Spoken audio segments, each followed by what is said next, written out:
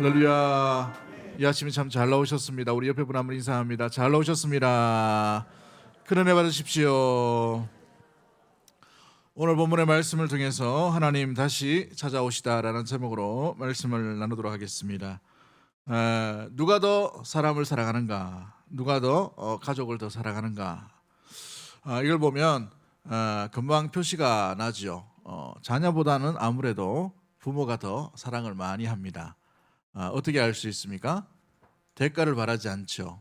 일방적으로 퍼주는 일들을 합니다. 또 관심을 더 많이 가지고 더 가족에 대한, 자녀에 대한 또 어떤 이야기들을 또 마음에 많이 새기기도 하지요. 그 가족을 위해서 힘든 일을 할 때에도 힘들지가 않습니다. 보람 있게 생각하죠. 더 행복해질 수 있다면 내가 좀 더 참고 내가 좀 더 희생하면 될 것 같다라는 생각을 합니다. 자녀 교육을 위해서도 마찬가지죠. 내가 조금 사지 않으면 자녀를 위해서 더 뭔가 더 좋은 혜택들을 줄 수 있다라는 마음들, 그런 배려까지 일어나게 됩니다. 그렇습니다. 사랑하면 사랑이 그 사람들에게 많은 것들로 희생하게 하기도 하고, 때로는 손해보는 것처럼 보이기도 하고, 시간도 할애하고 또 관심을 더 많이 가지고 집중을 하게 되지요. 가정과 자신에 대한 가장 큰 위기 속에 거했음에도 불구하고 하나님을 찾지 않는 야곱이 오늘 등장합니다. 얼마나 답답하셨는지 하나님께서 야곱을 더 사랑하는 모습이 오늘 보면 우리가 읽었던 1절부터 8절까지 나타나죠. 먼저 찾아오시기 때문에 그러한 것입니다. 야곱보다도 야곱을 더 사랑하시는 하나님께서 야곱의 위기, 야곱의 공포, 야곱의 두려움 앞에서 결심을 하시고 먼저 찾아오시는 장면이 우리 1절부터 등장합니다. 오늘 본문은 하나님께서 야곱을 얼마나 사랑하시는지를 보여주는 장면입니다. 여러분, 사랑하시기 때문에 찾아오시는 거예요. 여러분, 이전까지 야곱의 모습을 보면 찾아가고 싶지 않는 그런 연약한 사람이요, 또 함께 어울리고 싶지 않는 가장의 모습이요, 무능력한 그런 인물의 대표적인 사람이 이 야곱이었습니다. 야곱이 어땠습니까?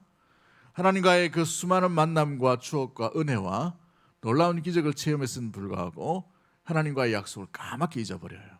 그래서 자신을 위해서 숫곳이라는 곳에 장막을 짓고 세겜성을 바라보며 거주하기 시작하게 된 것이죠. 원래 야곱이 하나님과의 약속 가운데에 어디로 내려가기로 되어 있습니까? 베델이라는 곳으로 내려가도록 되어 있죠. 그렇습니다. 이 베델은 불과 숫곳에서부터 48km밖에 떨어지지 않았어요. 48km. 젊은 장정은 반나절만 하면 충분히 갈 수 있습니다. 천천히 걸어간다 하더라도 충분히 이렇게 걷게 되죠. 마라톤보다는 조금 길지만 충분히 갈 수 있습니다. 그래서 가축을 끌고 간다면 한 하루에서 좀 늦어도 이틀 정도면 충분히 갈 수 있는 거리가 숫곳에서부터 베델까지의 거리였다는 사실입니다. 다 왔는데, 이 베델에 다 왔는데 야곱은 자기 자신을 위해 숫곳에 머물기를 원하고 정착함으로 세겜성 앞에 집을 짓고 그만 비극적인 일, 딸이 엄청난 비극을 경험하게 되고, 이로 인하여 그 아들들이 피해 복수국으로 한 족속을 다 죽여버리는 일들이 일어납니다. 그런데 여기서 끝인 것이 아니에요. 피해는 항상 피를 불러오게 마련이지요. 이 히위 족속과 연맹 부족이었던 가나안 족속들, 또 브리스 족속들과 이웃에 있는 족속들이 이 소식을 듣고 야곱 가족에게 복수를 하려고 찾아오는 그런 상상과 생각들이 나타나게 됩니다. 그로 말미암아 야곱은 이전에 에셀을 피했던 400명의 군사가 두려웠던 그것과는 비교할 수 없는 놀라운, 그리고 상상할 수 없는 공포와 두려움과 아픔과 슬픔과 낭만 가운데에 생각을 완전히 놓쳐버린 그런 모습들로 나가게 된 것이지요. 그 장면이 우리가 읽지 않았지만 지난주에 우리 살펴봤던 34장 30절 말씀에 나옵니다. 34장 30절 말씀 우리 한번 찾아서 한번 읽어봅니다. 34장 30절 같이 봅니다. 시작. 야곱이 시므온과 레위에게 이르되 너희가 내게 화를 끼쳐 나로 하여금 이 땅의 주민 곧 가나안 족속과 브리스 족속에게 악취를 내게 하였도다. 나는 수가 적은즉 그들이 모여 나를 치고 나를 죽이리니 그러면 나와 내 집이 멸망하리라. 그렇죠. 뭐라고 말합니까? 내 집이 멸망할까 두렵다라고 되어 있어요. 멸망할까. 이전에 야곱이 두려움 가운데에 이야기했던 것보다는 비교가 될 수 없을 정도의 강도가 높은 두려움과 공포에 자기 자신이 처하게 되었어요. 사람이 한계의 끝에 달하면 자기의 어떤 인계점이라 그러죠. 그걸 넘어서게 되면 자기가 무슨 생각하는지를 몰라요. 무슨 말 하는지도 모르죠. 굉장히 두렵고 공포가 일어나게 되면 무슨 말을 내뱉는지도 잘 알 수 없을 정도의 이 위협감과 두려움에 사로잡히게 됩니다. 아마도 지금 이 야곱이 그런 상황 가운데 처하지 않았나 생각이 돼요. 이 피해 복수극으로 말미암아 자기 집이 멸망당할 것에 대해서 누구 탓으로 돌립니까? 누구 탓으로 돌리죠? 두 아들에게 돌립니다. 시몬과 레위라는 아들들에게 돌려요. 물론 이들은 하나님의 정하신 귀한 이 성례를 가지고 이용함으로 피해 복수극을 펼쳤습니다만은 원인을 제공한 사람은 누구예요? 세겜 족속의 세겜이었습니다. 딸을 강제로 취했기 때문에 그런 것이죠. 그러나 여기에 대해서는 어떤 대꾸와 어떤 방어적인 것, 어떤 말도 하지 않아요. 잠잠한 무능력한 야곱을 봅니다.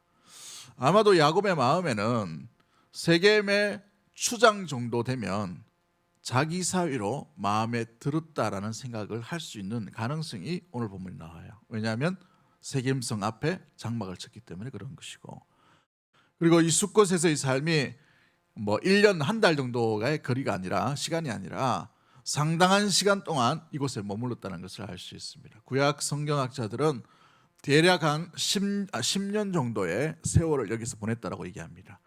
10년이면 상당한 기간이죠. 10년의 세월이 무엇을 못하는 것입니다. 그 세월 동안 이 숫곳에 머물고 세겜을 바라보았다는 것은 세겜 주장, 세겜이 어떤 자인지를 충분히 알 수 있는 장면이에요.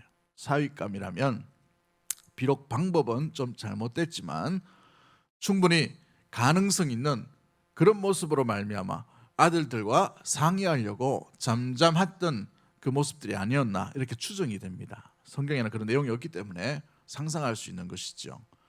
그런데 아무튼 아무런 무능력, 아무런 대꾸, 아무런 말도 하지 않았던 잠잠했던 야곱이 이 시몬과 레위가 분노함으로 이렇게 살인극을 저질렀던 것에 대해서 공포를 떨면서 주저앉아 낭만과 절망을 하고 있는, 이제 내가 죽게 되었고 우리 가족이 멸절하리라 라고까지 이 30절에 말하고 있는 것을 볼 때에 낙담이 이 한계치를 넘어서 버린 야곱의 절망이 여기에 담겨져 있는 모습들을 보게 되지요. 여러분, 이런 야곱이 그럼에도 불구하고 하나님을 찾지 않아요. 에서 400군데를 만났을 때에도 하나님을 찾았던 야곱입니다. 바단 아람으로 혼자 도망할 때에도 하나님께 부르짖고 하나님을 찬양하고 제사를 드렸던, 예배를 했던 야곱이었어요. 그런데 이 가족의 절체절명의 위기 앞에서 하나님을 부르지 않아요.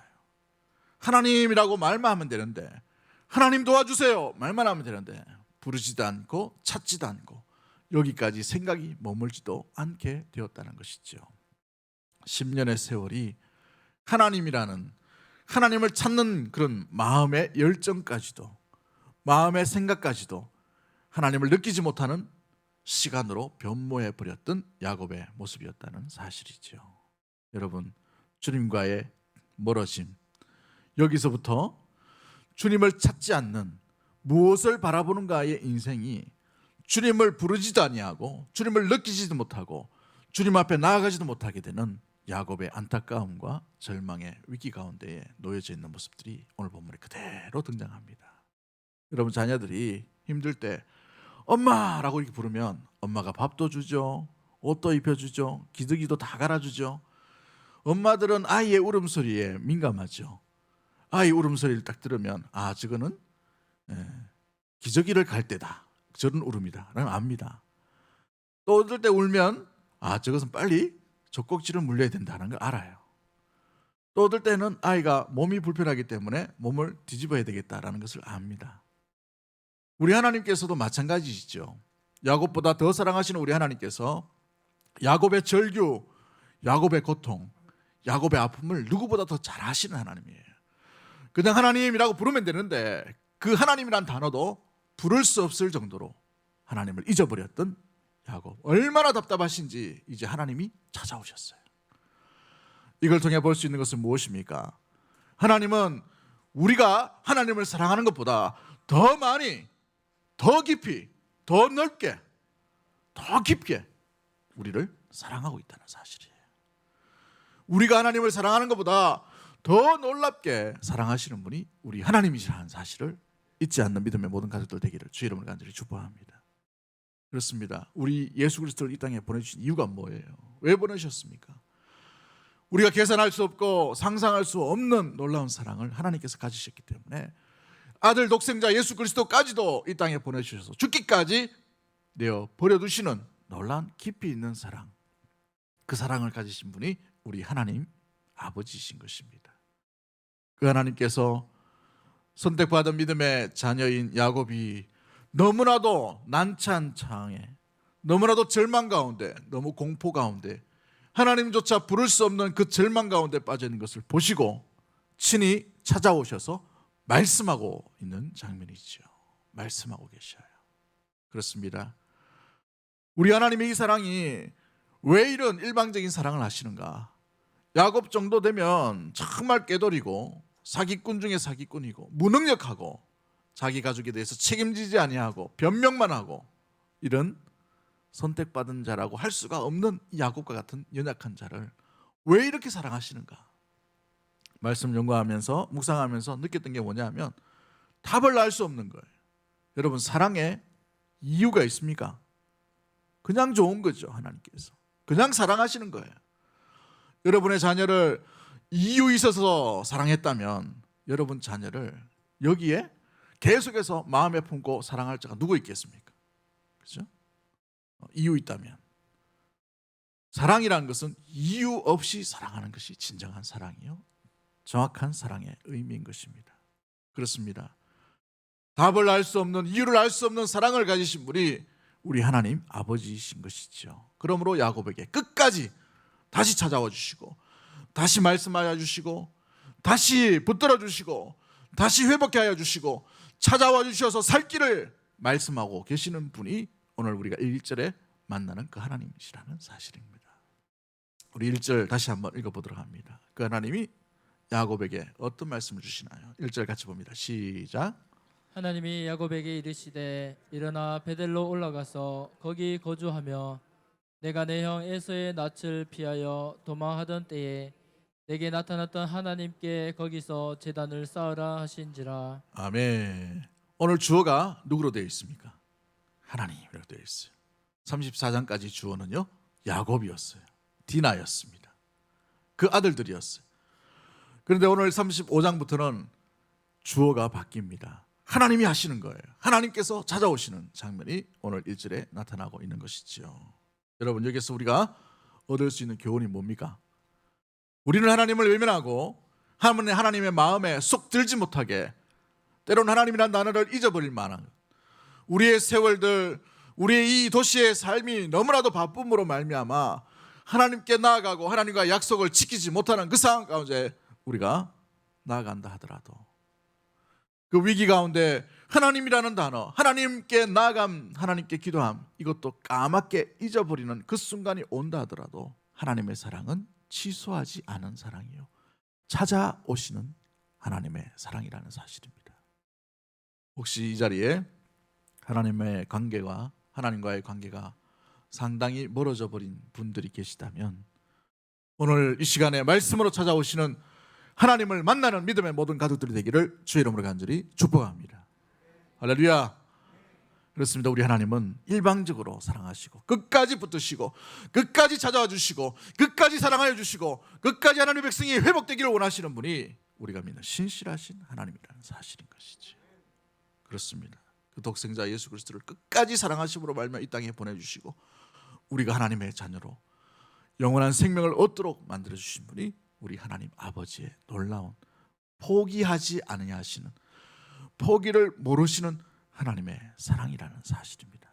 하나님께서 나타나셔서 뭐라고 말씀하십니까? 오늘 1절 중심으로 우리가 말씀을 나누려고 합니다. 다음 주에 이제 2절부터 8절까지 말씀을 좀 나누려고 하는데요, 1절 안에 하나님께서 말씀하시는 모든 것이 다 담겨져 있어요. 그래서 성경 연구할 때 보면 가장 중요한 게 뭐냐면 헬라어와 이 히브리어는 주어와 동사를 잘 찾아야 됩니다. 주어와 동사. 그래서 국어를 좀 잘하시는 분이 굉장히 유리하기도 하지만 국어 잘해도 성경 읽을 때는 좀 다르더라고요. 근데 중요한 게 뭐냐면 누가 말씀하시는가, 누가 행동하는가, 이게 중요해요. 근데 오늘 주어가 누구이죠? 하나님이십니다. 하나님이 누구에게 말씀하십니까? 야곱에게 말씀하시죠. 뭐라고 말씀하십니까? 세 가지의 단어가 등장합니다. 세 가지 동사가 등장하는데 첫 번째가 뭐예요? 우리 성경 구절을 한번 띄워주시죠. 1절 말씀. 제일 먼저가 뭐예요? 일어나라는 단어입니다. 두 번째 단어는요? 올라가라. 어디로? 베델로 올라가라. 세 번째는요?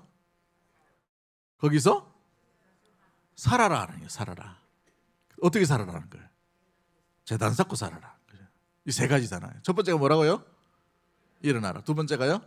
올라가라. 세 번째가 살아라는 거예요. 살아라. 제단 쌓고 살아라. 그죠? 그렇습니다. 첫 번째 말씀이 뭐예요? 일어나라라고 먼저 말씀하셔요. 절망 속에, 낭만 가운데에 실패하고 완전히 실패해버린, 희망을 찾을 수 없는, 죽을 것 같은 그런 공포, 죽을 것 같은 그런 두려움, 그로 말미암아 하나님도 찾을 수 없는 그 상황 가운데 있는 야곱에게 제일 먼저 하나님께서 뭐라고 말씀하십니까? 일어나라는 거예요. 일어나라. 여러분 사투리로 말하면 뭐예요? 일나라. 좀 일나라. 이제 일나라. 왜 거기 있냐? 두려움 가운데, 왜 공포 가운데 거기 있니? 너 하나님이 함께 하셨던 수십 년의 세월이 함께 있었는데 여기서 뭐 하고 있냐 지금? 일나라는 게 일나라. 여러분 기억하십시오. 여러분이 기억하기 좋게 하기 위해서 사투리를 썼어요. 오늘 다른 단어는 다 잊어버려도 일나는 것만은 기억할 수 있는, 어디에서 일어나야 됩니까? 성도가 원래 머물러야 될 그 자리를 나아가며 일어나야 하는 것이죠. 그런데 야곱은 공포와 절망과 낙심과 두려움과 근심과 걱정 가운데 사로잡힘으로 말미암아 주저앉아 있는, 어찌 보면 일어날 수 없는, 일어나기조차 힘겨워지는 그런 낙담과 낙심이 오게 되었습니다. 사람이 너무나도 충격을 받으면 밥 먹을 힘도 없다고 하죠. 일어날 힘도 없다고 합니다. 다리가 후들후들 떨려가지고 그냥 막 머리가 빙 돕니다. 너무 큰 두려움과 공포가 오면. 2차 세계대전 당시에 전쟁으로 죽은 사람보다 전쟁의 소리, 위협의 소리, 아직 적군이 쳐도 오지도 않았는데 그 위협의 소리 때문에 두려워서 죽는 사람이 더 많았다고 합니다. 여러분 마찬가지죠. 성도가 머물러야 될 자리에 앉지 아니하고 일어서지 아니하면 주님께서 우리를 더 사랑하시기 때문에 찾아오셔서 가장 먼저 뭐라고? 일어나라라고 말씀하시는 거예요. 일어나라. 만약에 여러분이, 만약입니다, 여러분이 만약에 이런 상황 가운데 야곱에게 나타났다라고 생각하시면 여러분 제일 먼저 뭐라고 말씀하시겠어요? 하나님요. 나는 하나님이라고 생각하고 여러분이 나타나셔가지고 야곱에게 뭐라고 얘기하겠습니까? 응? 그 봐라 꼬방시다 이렇게 하지. 내 말 안 듣고 가다가 보니 막 응? 이런 말을 했겠죠. 우리 하나님이요, 우리하고 다른 게 바로 여기에 있어요. 그래 내 말 안 듣고 이렇게 뺑뺑이 돌더니만 네 잘났나 봐라, 네 형편을 봐라, 이렇게 말씀하시는 게 하나예요. 기다렸다는 듯이 하나님께서 일어나라라고 말씀하셔요. 일어나라. 이 쿰이라는 단어예요. 머물러 있지 말라라는 거예요. 주저앉아 있지 말라라는 것이죠.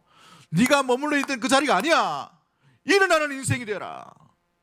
두려움과 공포, 가나안 족속, 브리스 족속, 히위 족속, 세계만이 여러 연합부족이 온다 하더라도 여기에 주저앉아 있지 말고 일나라 좀 이렇게 하니까 일나라. 여러분 그렇습니다. 일어나는 인생이 되기를 주 이름으로 간절히 축복합니다.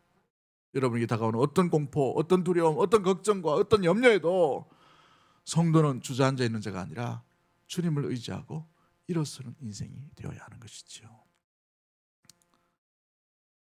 여러분 이어령이라는 장관님 여러분 기억하십니까? 최근에 예수님 믿어가지고 책도 많이 내시고 이렇게 하시는데 천재입니다. 천재. 어릴 때부터 천재시였는데 이분의 자랑하는 딸이 있어요. 장녀 딸이 있는데 이화여대에 들어가고 졸업하고 막 너무나도 자랑할 만한 딸이라서 굉장히 자랑했던 딸입니다. 자기를 뒤이어서 교수가 될 만한 그런 아주 자랑스러운 딸이었어요. 그런데 22살이 됐는데 이 22살에 젊은 남자 청년 하나를 데려와가지고 작가인데 이름도 없는 작가. 이 집안은 다 교수예요. 근데 이름도 없는 작가하고 눈이 맞은 것이죠. 눈이 맞아가지고 갑자기 결혼한답니다. 그 집안에서 난리가 났어요. 반대를 하고 난리 났는데 결혼을 해가지고 미국으로 이제 건너가게 됩니다. 미국으로 건너가가지고 공부도 하고 이렇게 해서 물론 나중에는 뭐 이렇게 검사도 되고 변호사도 되고 이렇게 하셨지만 이 딸이 5년 정도인가 몇 년 살다가 이혼을 하게 되었어요. 성격차가 감춰진 그 부분 때문에 드러나게 된 것이죠. 그래서 이 사랑하는 딸, 자랑스러운 딸이 이혼했다는 소식을 듣고 이 아버지와 어머니가 연락도 잘 안 되는 그 상황 가운데 겨우겨우 연락해서 이 딸을 만나러 미국으로 건너갑니다. 미국으로 건너가서 그 살고 있는 집에 문을 열고 딸의 얼굴을 딱 보는데 사람 얼굴이 아니에요. 바싹 말라가지고 음식도 못 먹고 뼈만 남은 것이죠.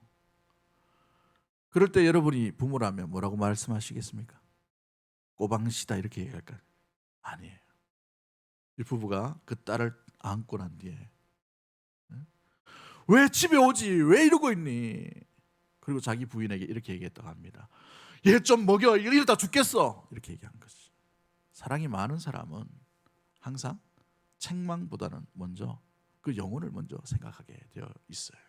우리 하나님 아버지도 마찬가지입니다. 절망 가운데 고통 가운데 감히 하나님을 부를 수도 없고 하나님께 찾아갈 수도 없고 창피하고 하나님께 민망하고 하나님께 도저히 나아갈 수 없는 자격이 없는 인생으로 숲곳에 머물렀던 그 수년의 세월 가운데 하나님이라고 부를 수 없는 자격이 없는 그 인생 가운데 하나님 찾아오셔서 일어나라 이제 일어나라 좀 일나라 좀 이렇게 얘기하시는 거예요. 오늘 절망 가운데 혹시 고통 가운데 계신 분이 있으십니까? 하나님을 찾으려고 했는데 하나님께서 내게 해주신 은혜를 내가 까맣게 잊고 있어요. 하나님 돌봐주셨는데 다시 하나님 앞에 간구하기에 너무 창피한 거예요. 너무 부끄러운 것이죠. 나아가려고 하니까 사람도 낯짝이 있는데 하나님께 할 수 없는 도저히 나아갈 수도 없고 부끄러워서 창피해서 하나님이라고 부르지 못할 만한 그런 형편 가운데 처하신 분이 있나요? 인생에 주는 여러 가지 공포와 두려움과 걱정 때문에 내 육신과 내 영혼, 내 심령, 내 우리 가정 가운데에서 이런 두려움과 공포 가운데 주저앉아 계신 분이 있으십니까? 일어나십시오. 일나십시오. 일어나서 주의 길, 성도의 길로 온전히 서 있는 믿음의 모든 가족들이 되기를 주의 이름으로 간절히 축복합니다. 우리 옆에 분 한번 기억하라는 의미로 인사하도록 하겠습니다. 일나라 좀. 할렐루야. 어디로 일어나 나아가야 됩니까? 두 번째 단어죠. 올라가야 돼요. 어디로 올라갑니까? 베델로 올라가야 돼요. 여러분 지도상으로 보면 베델은 밑에 있어요. 밑으로 내려가야 됩니다. 그런데 지도와는 상관없이 하나님은 왜 올라가라 이렇게 말씀을 하셨을까요? 그렇습니다. 방향이 중요한 것이죠. 어디에서 일어나고 어디로 일어나고 어디로 향하는가. 사람이 다 생명을 가졌다 하더라도 사람으로서의 모습들, 사람으로서의 본능적인 아름다운 이 역할들을 감당하고 사람이 사람 되기 위해 하나님께서 선택하신 믿음의 성도, 백성으로 살아가기 위해서는 방향이 중요합니다. 그런데 오늘 우리 하나님께서 일어나라 좀 했는데 어디로 향해? 어디로 나아가도록 일어나라고 말씀하십니까? 베델이에요. 베델. 이 베델이 무엇입니까? 창세기 28장부터 계속해서 하나님께서 만나주시는 그 장소예요. 그 만남으로 말미암아 이 야곱이 얼마나 기뻤던지 이 루스라는 이름을 개명을 시킵니다. 개명을 시켜서 뭐라고 불러요? 하나님의 집 베델로 바꿉니다. 그만큼 감격이 있던 그런 곳이에요. 자기의 빈털터리 인생 가운데 하나님께서 만나주심으로 말미암아 하나님께서 지켜주시고 보호해 주겠다는 약속이 있던 그곳이 베델이었습니다. 하나님을 처음 만난 곳이에요. 그로 말미암아 너무 감격해서 이 야곱이 베델에서 하나님께 세 가지 서약을 하죠. 첫 번째 서약이 뭐냐면 하나님께서 나를 진짜 안정적으로 이 고향으로 돌아오게 하시면 하나님은 나의 하나님이 되실 것입니다 라고 되어 있어요. 이게 무슨 고백입니까? 내가 하나님을 정말 주인으로 삼겠습니다, 이런 고백이에요.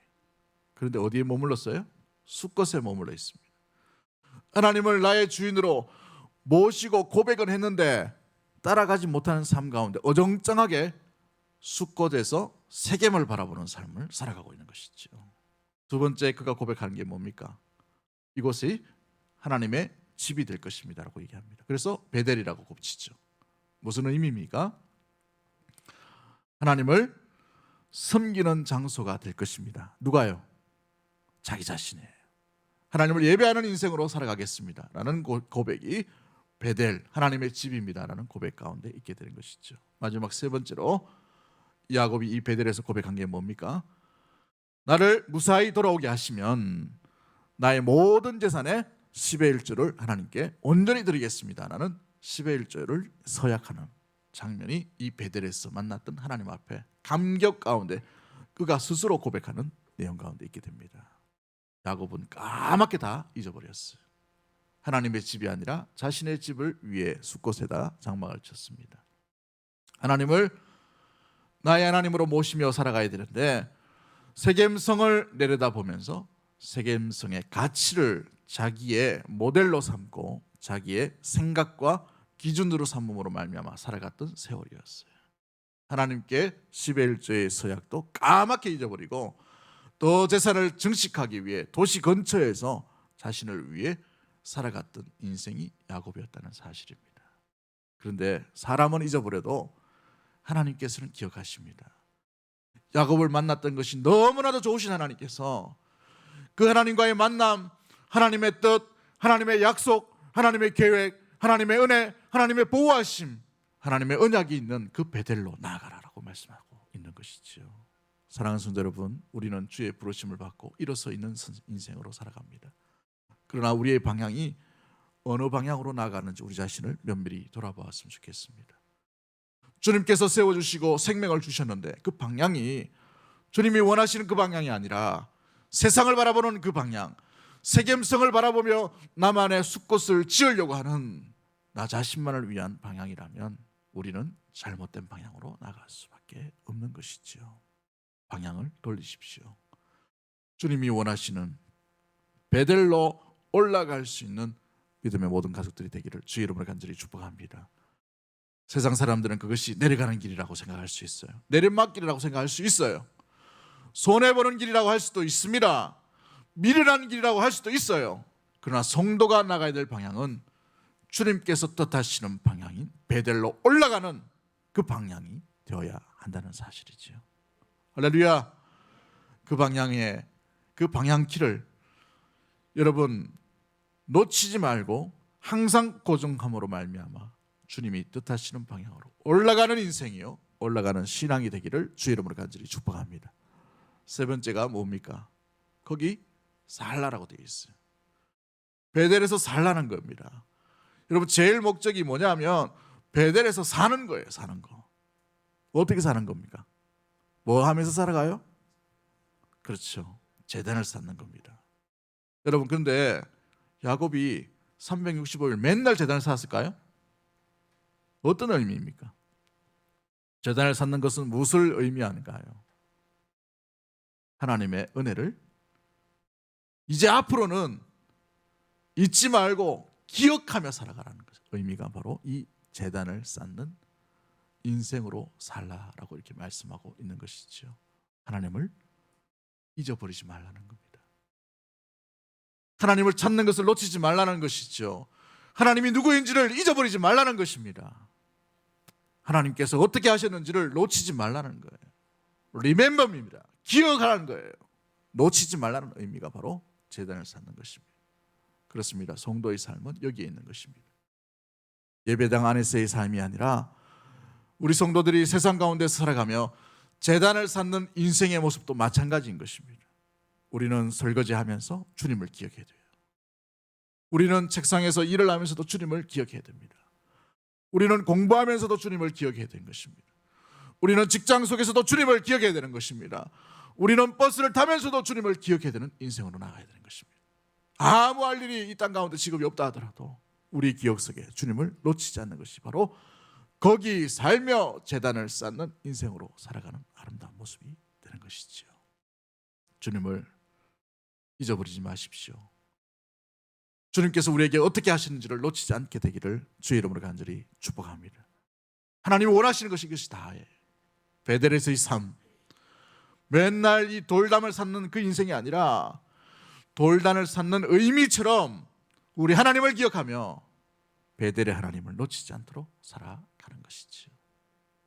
이것은 하나님께서 베풀어 주신 은혜의 100만 분의 1도 안 돼요. 그러나 하나님은 그것으로 만족하시고 그렇게 살아라. 베델에서 거기서 살기를 원하시는 하나님의 기쁘신 의미가 여기에 담겨져 있는 것입니다. 우리에게 사랑을 주신 것도 마찬가지입니다. 우리에게 은혜를 주신 것도 마찬가지예요. 우리에게 하나없는 그리스도의 놀라운 희생으로 말미암아 피 흘리시면서까지 사랑하신 이유도 마찬가지예요. 기억하기를 원하시는 거예요. 어디에서요?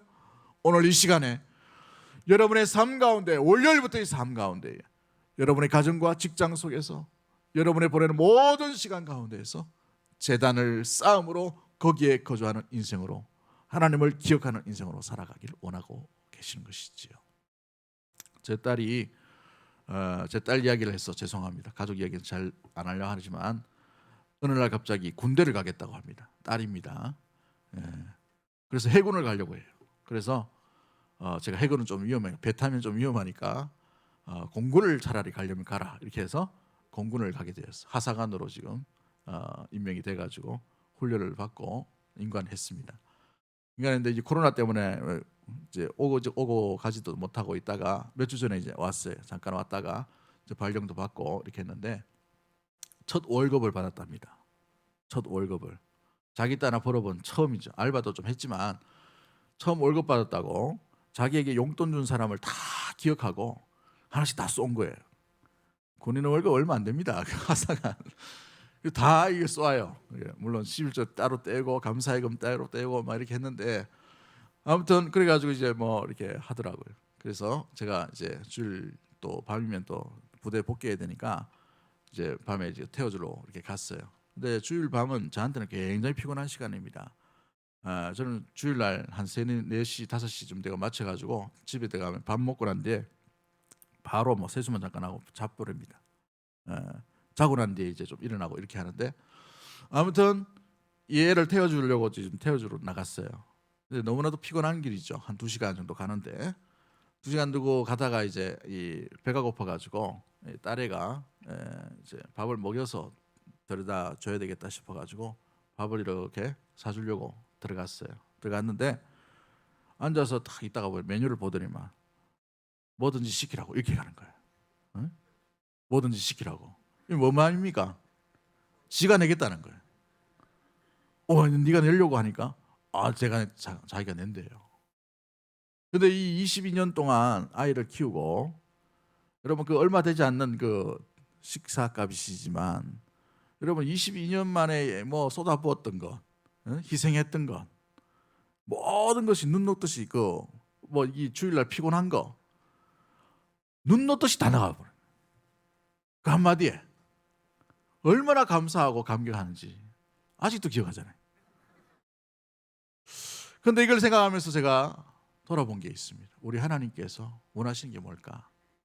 천천의 수양과 만만의 재물 이게 아니고 하나님을 기억하는 것이에요. 우리를 구원해 주신 것이 어떤 것인지, 우리에게 은혜를 베풀어 주신 것이 무엇인지, 하나님이 누구이신지, 하나님께서 베풀어 주신 것이 무엇인지 그까지 놓치지 아니하고 그 하나지만 감사하고 그 하나지만 고백하고 고맙습니다, 기억합니다, 아버지 하나님 이렇게 고백하는 그 모습인 것이지요. 우리 그렇게 살아갈 수 있는 믿음의 모든 가족들이 되기를 주의 이름으로 간절히 축복합니다. 여기에서의 삶이 바로 이와 같은 것이에요. 베델에서의 삶은 주님을 기억하는 삶이 되어야 하는 것이죠.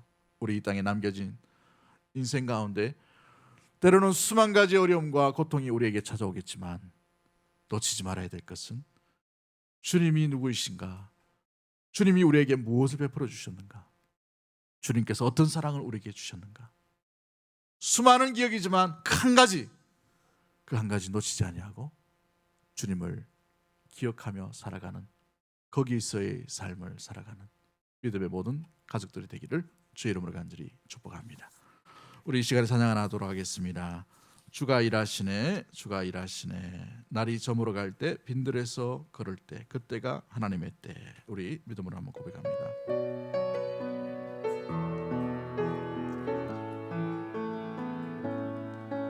날이 저물어 갈 때, 빈들에서 걸을 때, 그때가 하나님의 때.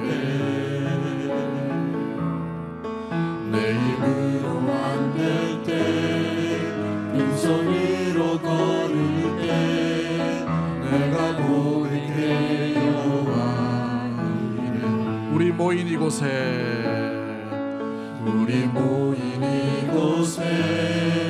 주님 함께 계시네. 누리네 아버지 은혜, 누리네 아버지 은혜. 적은 떡과 물고기,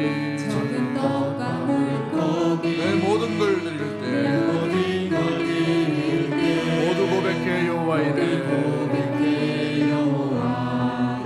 우리 믿음으로 고백합니다. 주가 일하시네, 주가 일하시네, 주가 일하시네.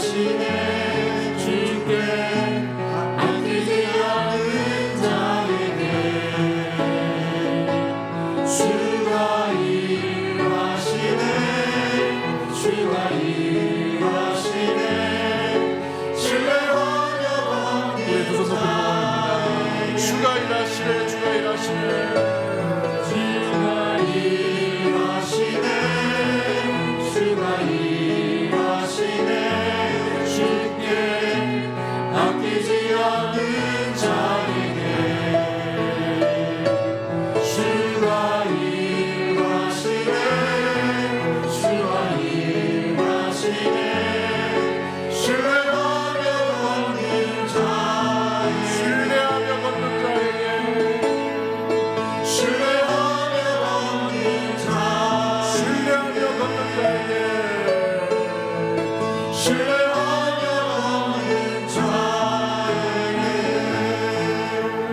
우리 이 시간에 기도하기를 원합니다. 저렇게 기도할 때에 여러분이 앉아있는 자리 어떤 자리입니까? 성도의 아름다운 삶 가운데 있는 합당한 자리에 앉아 계십니까? 아니면 두려움과 공포와 염려와 아픔과 절망 가운데 사로잡힌 그 자리에 머물러 있나요? 우리 주님께서 일어나라 명령하실 때에 일어날 수 있는 믿음을 달라고 기도하기를 원합니다. 또한 우리의 방향이 어느 방향으로 나가고 있습니까? 세상을 위해, 나 자신만을 위한 그런 방향으로 나가는 숲곳이 아니라 주님께서 약속이 있고 주님께서 함께해 주시고 주님께서 은혜 베풀어 주시고 주님의 만남이 있는 베델로 향하는 그 발걸음 될 수 있도록 우리의 심령, 우리의 가정, 우리의 자녀, 우리 교회가 나갈 수 있도록 도와달라고 기도하십시다. 세 번째, 우리가 기도할 때에 우리가 거기에서 어떤 삶을 살아갈 것인가, 주님을 잊지 아니하고 주님의 은혜를 기억하며 거기서 주님을 위해, 나 자신을 위해가 아니라 주님을 위해 기억하며 제단을 쌓는 예배자의 인생으로 살게 하여 주옵소서. 그런 가정 되게 하여 주시옵소서. 그런 복된 교회가 되어서 주님께서 일하심을 믿음의 눈으로 목도하며 나가는 아름다운, 신뢰하며 나가는 은혜의 가정과 교회와 복된 우리의 심령이 될 수 있도록 하도록 우리 주여 한번 해주시고 동성으로 합심해서 기도합니다. 주여.